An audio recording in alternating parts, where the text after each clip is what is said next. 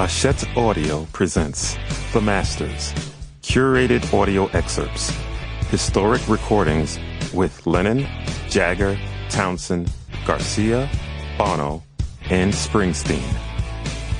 By Jann Wenner.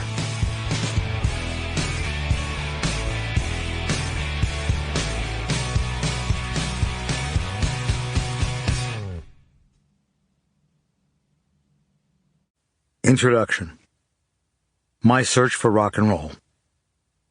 Forms and rhythms in music are never changed without producing changes in the most important political forms and ways.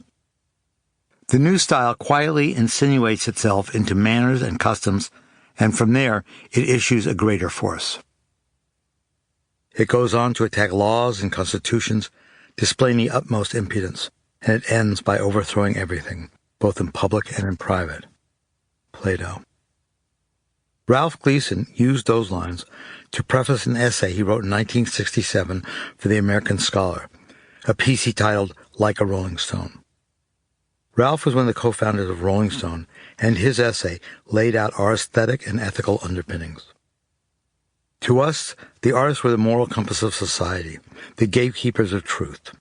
Introducing our first issue, I quoted the Lovin' Spoonful, saying that the magazine was for anyone who believed that rock and roll was, quote, the magic that can set you free, unquote.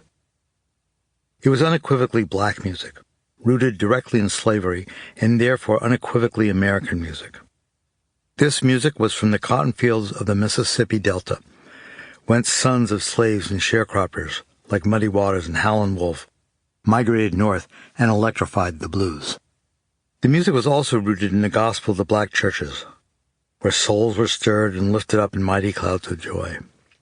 Elvis, Jerry Lee, and Little Richard grew up infused with gospel and sang it all their lives. Rock and roll became this country's native original art, and it conquered the civilized world. The music was one of the most significant cultural and social forces to cause the walls of segregation to crumble. White kids who played black music. That there are no women or black musicians in this collection is obvious. This is reflective of the prejudices and the practices of the times. As a white middle-class kid in the 50s and the 60s, and as a more aware college student, I didn't hear such songs as Sam Cooke's A Change Is Gonna Come as part of my zeitgeist. It was an inspirational and transporting anthem, but I didn't internalize it as part of my struggle. My loss. This music in its infancy and teenage years was irredeemably male. Even Sample complete. Ready to continue?